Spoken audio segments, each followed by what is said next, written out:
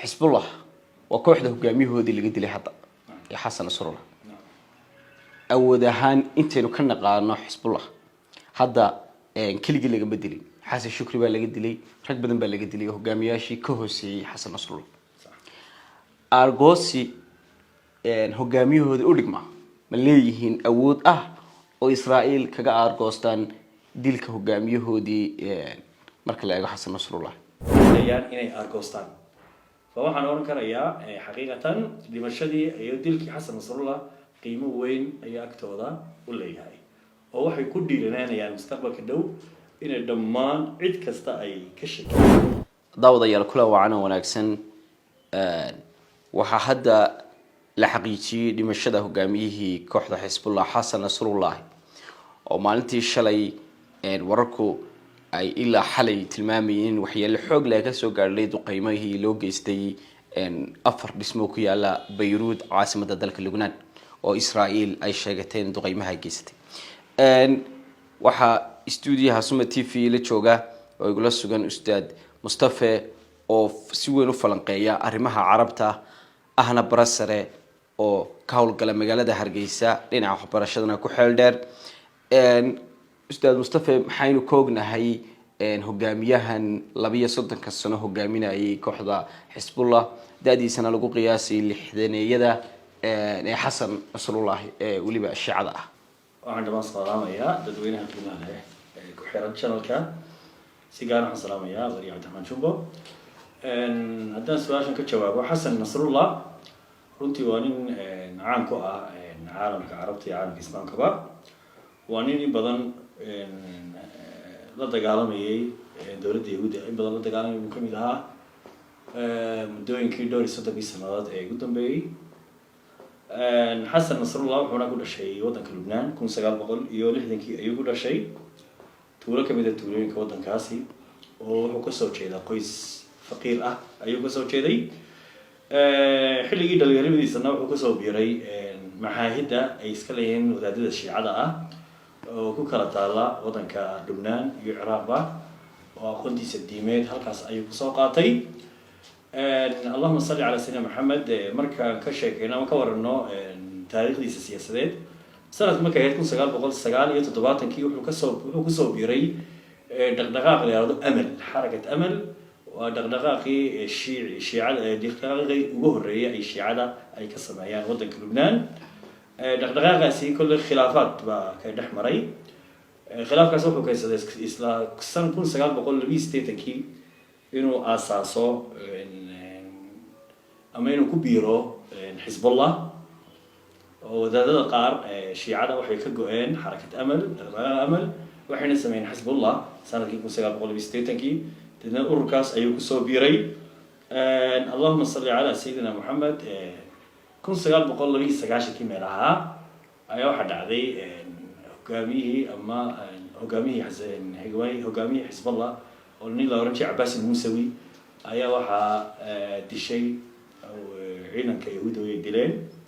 مرقول إنتي كدينا يسوي الله على النصاري إنه نقضه هجاميه عصب حزب الله مدة بيس صدق صندوق أيها هجامية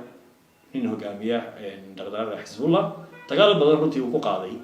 دولة يهودا كارهان سنة كي لودي يكون مركي هيد لودي يكون تقال علص بعد مرتي حركة من دغدغة حزب الله يعيدا كيهودا رنهات وان جوجل يستيرونتي إنه كسروا عيدا كيهودا كفرت لبنان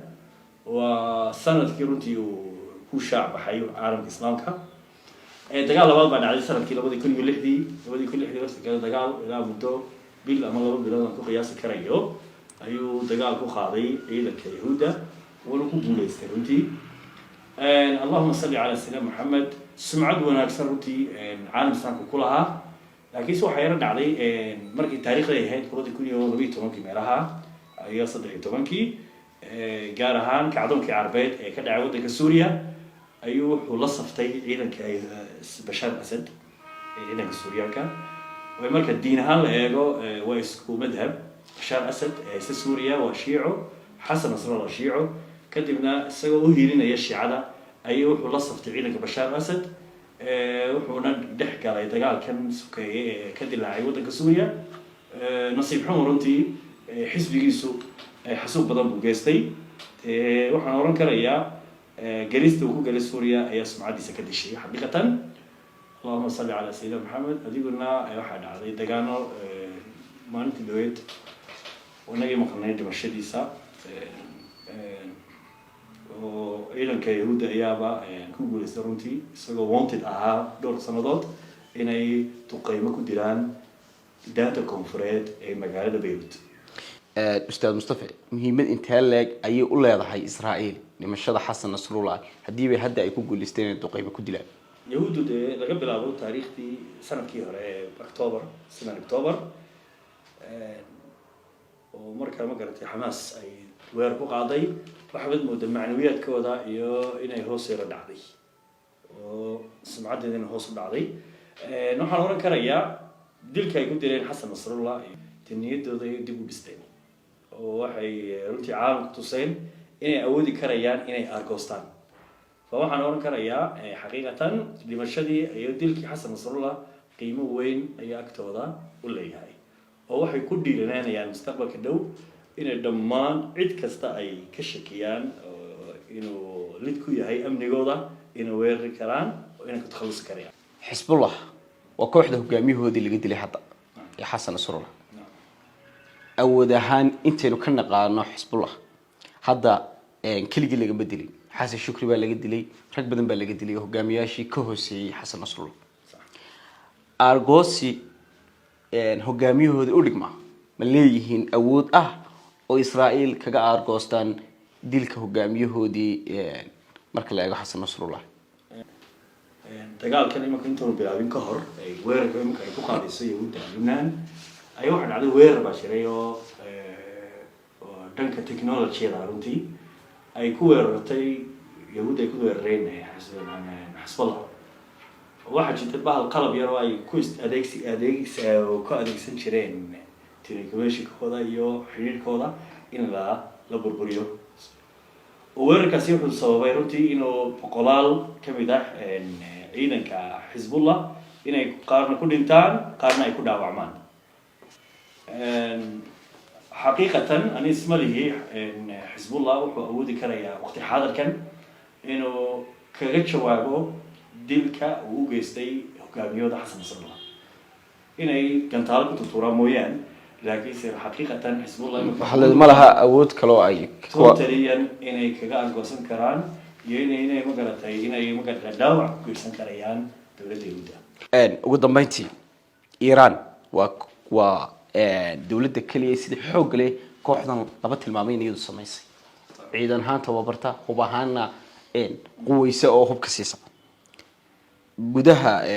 iiraan hogaamiyaal baa lagu dilay oo dee ugu dambeeyey hogaamiyihii kooxda falastiin xamaas falastiin madaxweynahoodii baa diyaarad ku dhintay iyadoo shil caadi laga dhigayo mowqifkeedu hadda iiraan waa sidee marka loo eego arrintan mowqif nuuceeye ayay qaadanaysa iminka kolley waad ogtihiin madaxweyne cusub baa loo doortay waddanka iiraan oo madaxweynihii hore ibrahim raisi iyo madaxweyne iminka haysta iiraan xagga fikirka way ku kala duwan yihiin mowqifka ay ka aaminsan yihiin qadiyadda udhexeysa ama xiriirka udhexeeya iiraan iyo dowladda yahuudda oo madaxweynihii hore waxaad yaro mooday inuu ku adaadkaa waddanka yahuudda ayuu ku adaadkaa laakiinse madaxweyne iminka cusub la doorto waxaad moodaa inuu u janjeerayo dhanka nabadda oo si caadi ah wuxuu ku dhawaaqay shir ay qabatay un-ta ama qaramada midoobe oo si cad wuxuu yihi nuriidu salaam liljamiic walaa nuriidu alxarb wixii dhammaan waxaan rabnaa nabad baan rabnaa marnaba ma rabno dagaal fa isma lihi wallahu aclam inay iiraan niyad u hayso ama awood u leedahay inay la dagaalanto dowladda yahuudiya in la dagaalanto waayo marka dhaqaale ahaan la eego marka military ahaan la eego dowladda iiraan sida muuday maaha waa daciif weeyaan sababta cunaqabateyn badan baa la saaray cunaqabateyntaasi waxay sabab u noqotay inay ciidanka iiraan inuu mustawihiisa iyo magaratay inuu hubkiisa inuu noqdo hub aan casri ahayn oo ay dhacday marar badan inayna magaratay xataa la jaan qaadi karayn hubabka casriga ah wadamada magaratay bariga dhexe laba bac dhigi karaya maaha daawadayaal intaas waxaan ugu eeg falaqeyn kooban oo ku eegnay dhimashada Xasan Nasrullah waxaana falaqeyntan ugu helinayay Ustaad Mustafa oo si weyn uga falanqooda arrimaha bariga dhexe iyo arrimaha carabta ahna barasaro oo gudaha Hargeysa ka hawlgala intaan falaqeyn noocan oo kala dib u kulmayno waxay daleenay sidaas iyo nabadgelyo